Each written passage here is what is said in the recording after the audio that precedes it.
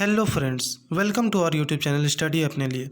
आज हम पढ़ेंगे पावर सिस्टम वन का first lesson basic of power generation और इसको हम लोग डिटेल में जानने की कोशिश करेंगे। तो आइए पढ़ते हैं बेसिक ऑफ पावर जनरेशन। तो हमारा फर्स्ट टॉपिक है नीड ऑफ एनर्जी।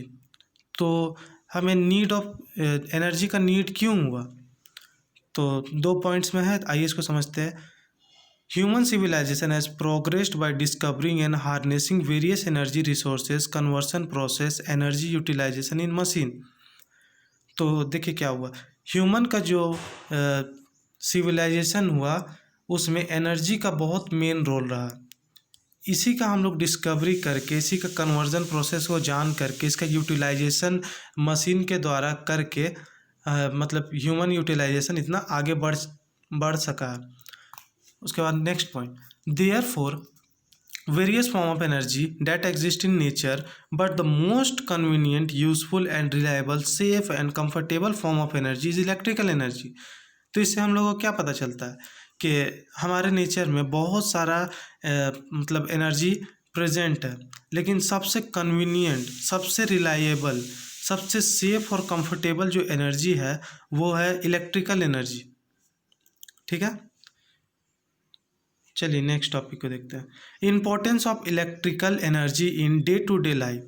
तो हम लोग का इलेक्ट्रिकल एनर्जी इम्पोर्टेंट क्यों है डे टू डे लाइफ में, तो हम लोग जानेंगे।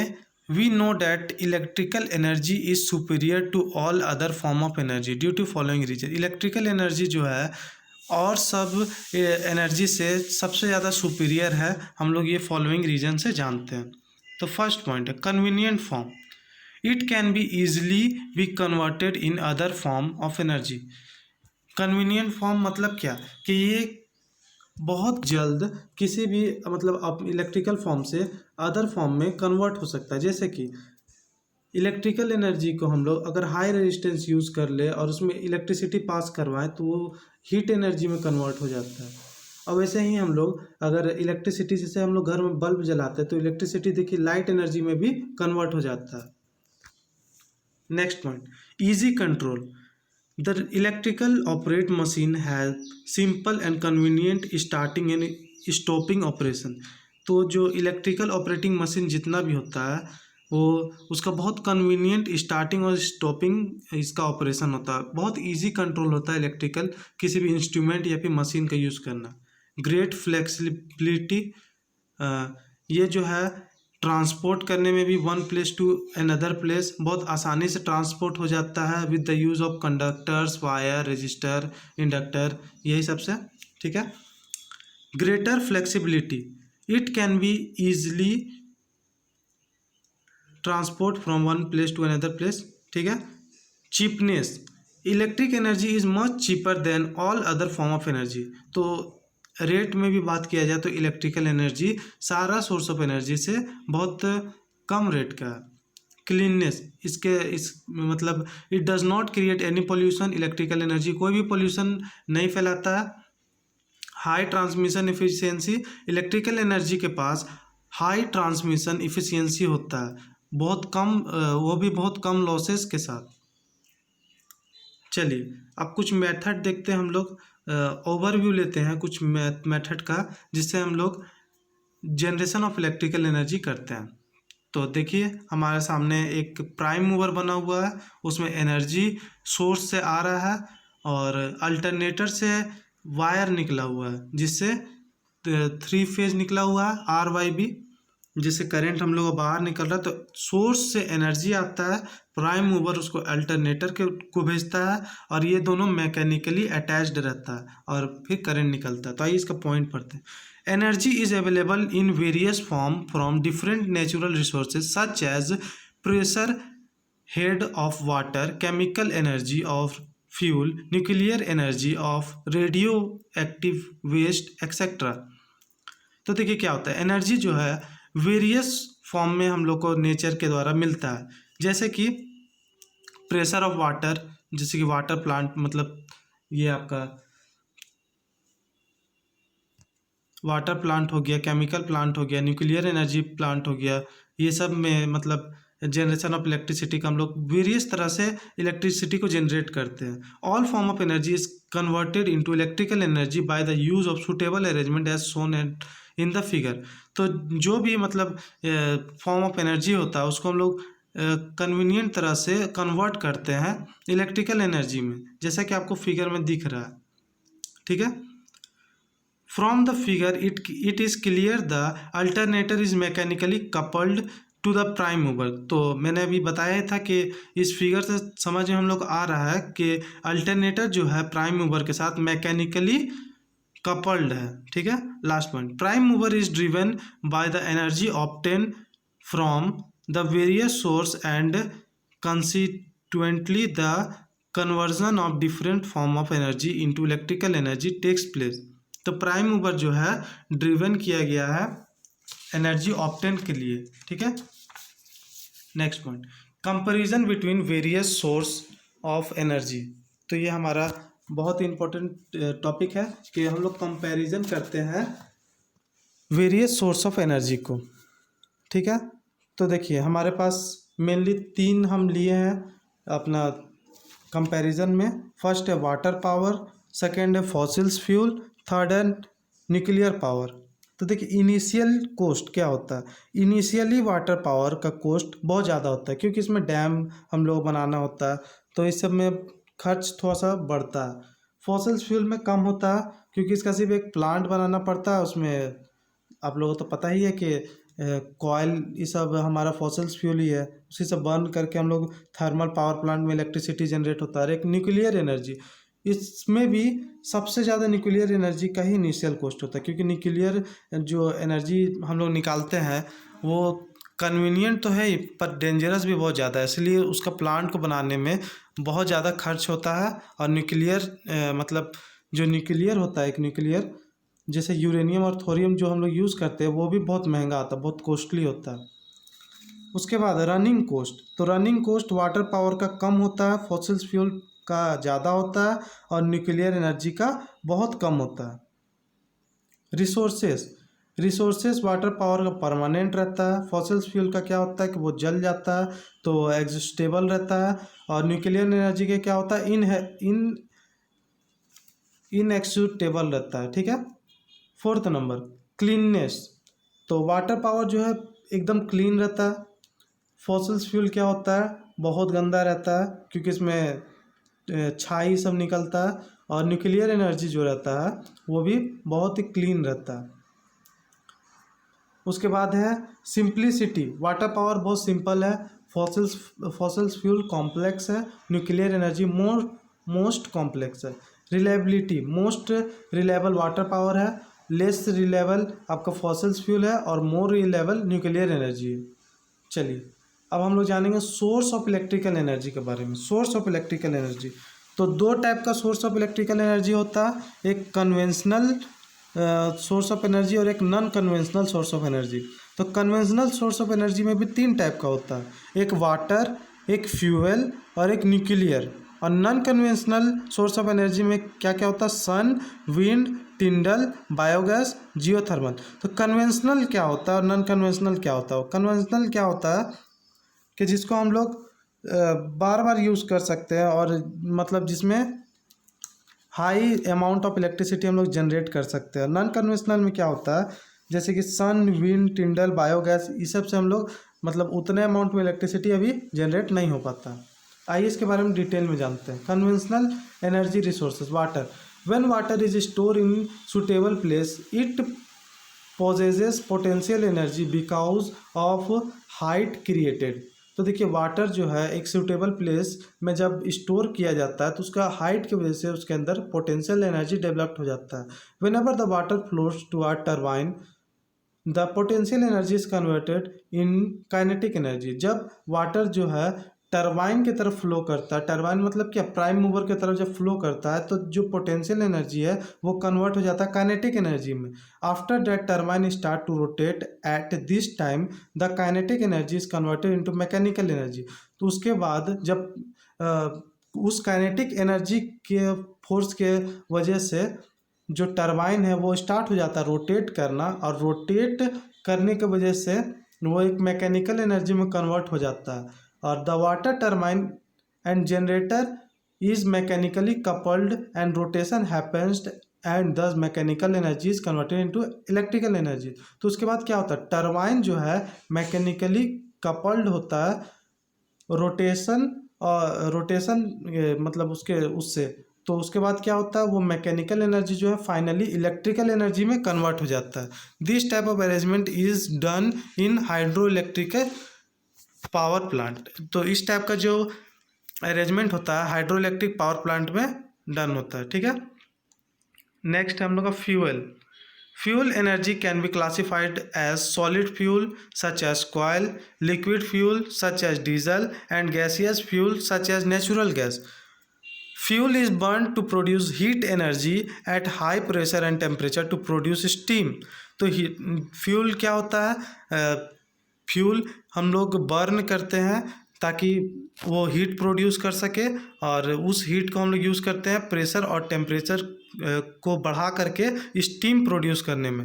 The steams flow towards the prime mover and start rotating it and in term rotates the alternator and thus electrical energy produce. तो क्या होता है कि ये जो स्टीम है उसको हम लोग यूज़ करते हैं प्राइम मूवर को रोटेट करने में, और ये प्राइम मूवर जो रोटेट होता है वो डायरेक्टली कनेक्टेड होता है अल्टरनेटर से, और फिर वो इलेक्ट्रिकल एनर्जी प्रोड्यूस करता है। This type of arrangement is done in thermal electric power plant. इस टाइप का आपको arrangement thermal electric power plant में देखने के लिए मिल सकता है।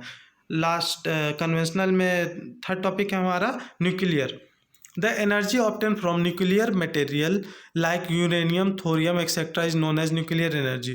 तो ऐसा एनर्जी जो हम लोग को न्यूक्लियर मटेरियल जैसे कि यूरेनियम थोरियम से मिलता है उसको हम लोग न्यूक्लियर एनर्जी कहते हैं। With the help of fusion process of this material heat energy is produce. तो क्या होता है कि हम लोग न्यूक्लियर पावर प्लांट में फ्यूजन एक प्रोसेस होता है जिसमें हम लोग इलेक्ट्रॉन से बॉम्बार्डिंग कराते हैं न्यूक्लियर को, जैसे कि यूरेनियम और थोरियम को एक इलेक्ट्रॉन से बॉम्बार्डिंग कराते हैं, उसी की वजह से बहुत ज़्यादा हम लोग के अमाउंट में एनर्जी मिलता है, उसी को हम लोग इलेक्ट्रिसिटी में कन्वर्ट करके यूज़ करते हैं। तो उस जो बॉम्बार्डिंग जो प्रोसेस है उसको हम लोग बोलते हैं fusion process. And this heat energy produces high pressure of steam and this steam gives rise to rotation and thus produce electrical energy. और ये जो फ्यूजन प्रोसेस है वजह से हीट जो जनरेट होता है उस हीट के वजह से हम लोग स्टीम बनाते हैं, और वो स्टीम फिर प्राइम मूवर को रोटेट करवाता है और उससे फिर हम लोग को इलेक्ट्रिकल एनर्जी मिलता है। This type of arrangement is done in nuclear electric power plant. ठीक है, अब हमारा नेक्स्ट टॉपिक है नॉन कन्वेंशनल एनर्जी सोर्सेज। तो नॉन कन्वेंशनल एनर्जी सोर्सेज का मतलब क्या है,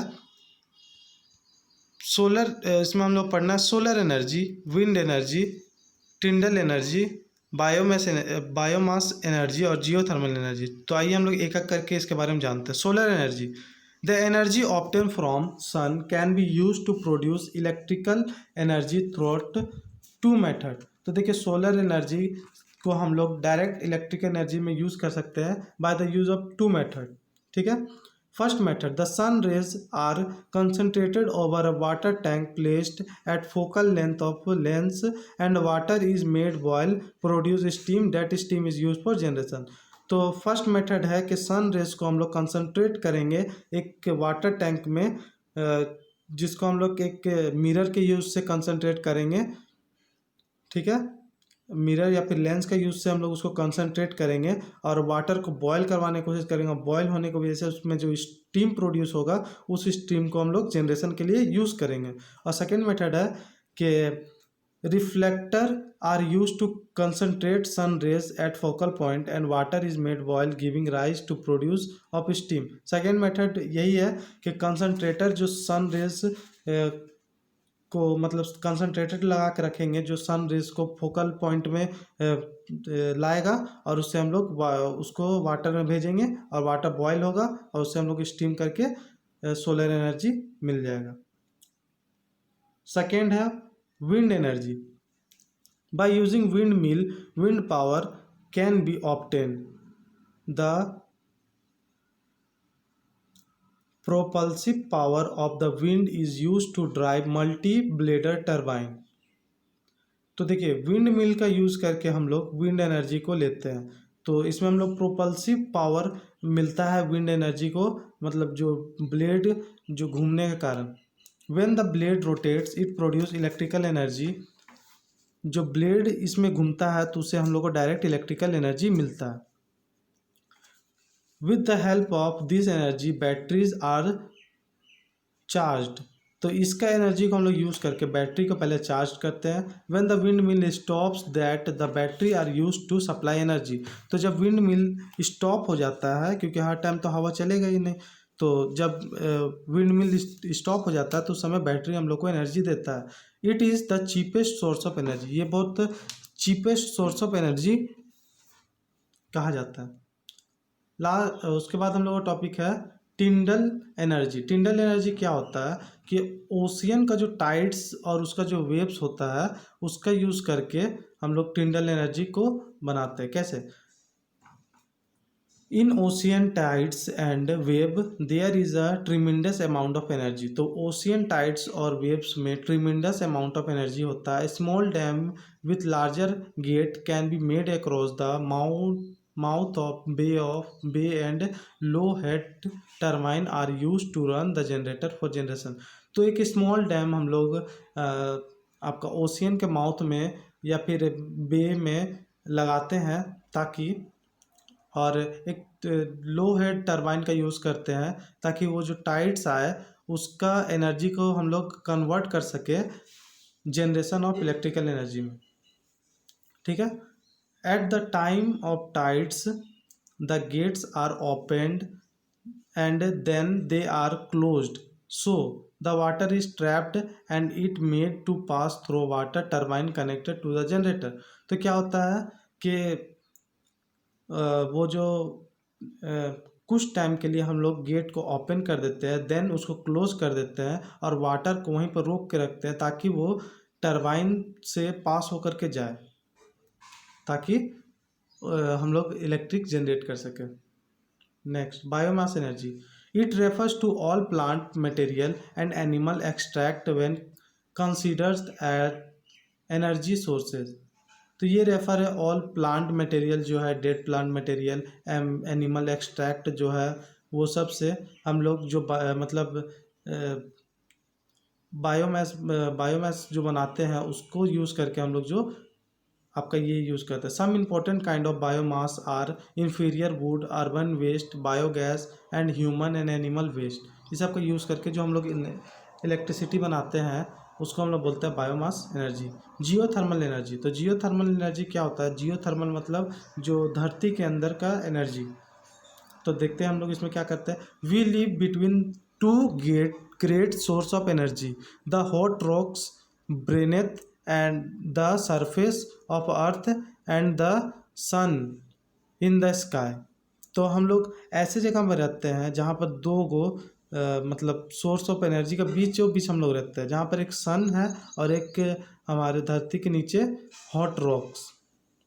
ठीक है। तो the hot spring that occurs on the earth surface is recognised to have a potential to produce electrical energy. तो जो हॉट रिंग स्प्रिंग्स जो प्रेजेंट है अर्थ सरफेस में, उनके पास पोटेंशियल है इलेक्ट्रिकल एनर्जी को प्रोड्यूस करने के लिए।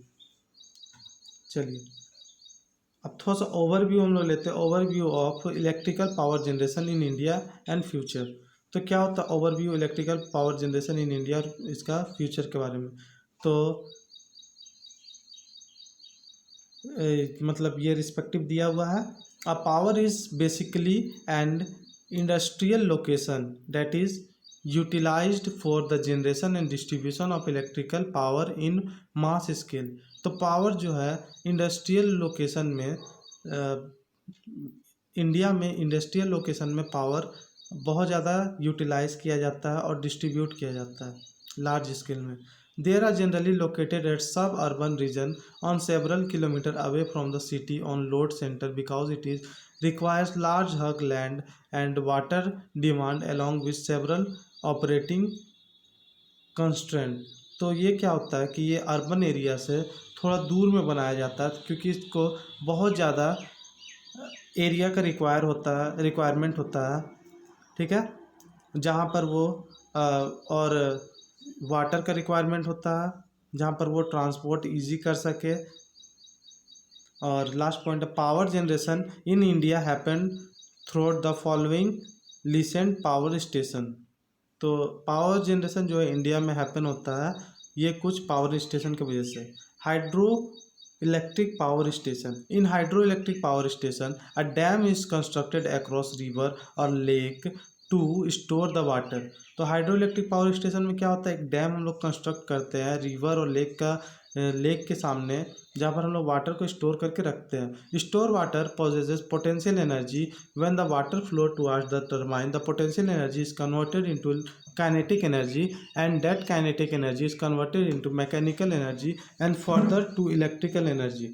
ठीक है, तो क्या होता है कि जो स्टोर वाटर होता है उसमें पोटेंशियल एनर्जी होता है और वो पोटेंशियल एनर्जी फिर टरबाइन में जब हम लोग भेजते हैं तो वो पोटेंशियल एनर्जी कन्वर्टेड हो जाता है काइनेटिक एनर्जी में, और वो काइनेटिक एनर्जी फिर कन्वर्ट हो जाता है मैकेनिकल एनर्जी में। जब टरबाइन रोटेट करता है तो मैकेनिकल एनर्जी में कन्वर्ट हो जाता है, और जो टरबाइन रोटेट करता है उससे जनरेटर चलना स्टार्ट हो जाता है और वो जनरेटर फाइनली हम लोग को इलेक्ट्रिकल एनर्जी देने लगता है। Second, thermal power station. Thermal power station क्या होता है, thermal power station is also called as coal fired thermal power plant. थर्मल पावर स्टेशन को हम लोग coal fired thermal power plant भी कहते हैं। The most conventional method of generating electric power with responsible high efficiency. तो सबसे ज़्यादा कन्वेंशियल मेथड जो जनरेटिंग ऑफ इलेक्ट्रिक पावर इसको माना गया है, और ये रीजनेबल है हाई इफिशियंसी ऑफ पावर का। Third, nuclear power plant. These plants are similar to thermal power, but the difference here is that the fuel used is a radioactive element like uranium और thorium in place of coal। तो ये जो plant है ये thermal power plant के जैसा ही है, बस इसमें थोड़ा सा डिफरेंट है कि उसमें कॉयल हम लोग यूज़ करते हैं और इसमें रेडियो एक्टिव एलिमेंट यूज़ करते हैं यूरेनियम और थोरियम को। And this fuel is bombarded, giving rise to the process of nuclear fission along with large amount of heat, and that heat energy is ultimate converted into electrical energy with intermediate process। तो क्या होता है, ये जो fuel है uranium और thorium इसको हम लोग बॉम्बार्ड करवाते हैं by the process of nuclear fusion. तो उसके कारण क्या होता है, एक large amount of heat generate होता है और उस हीट को हम लोग फिर यूज़ करते हैं कन्वर्जन ऑफ इलेक्ट्रिकल एनर्जी में। ठीक है।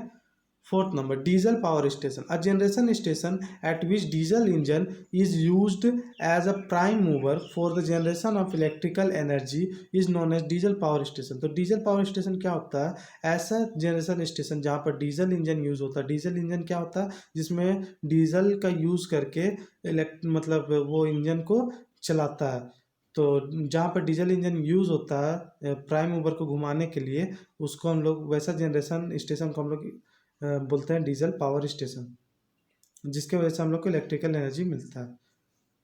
फिफ्थ नंबर है solar power station. Solar power station is a power station in which solar energy of the sun is being converted to electrical energy through solar plates involving many intermediate process। तो क्या होता है solar power station, क्या होता है कि solar power station में हम लोग सन रेज जो होता है उसको कन्वर्ट करते हैं इलेक्ट्रिकल एनर्जी में बाय द सोलर प्लेट्स। और भी जो हम लोग ऊपर में दो प्रोसेस पढ़े थे कि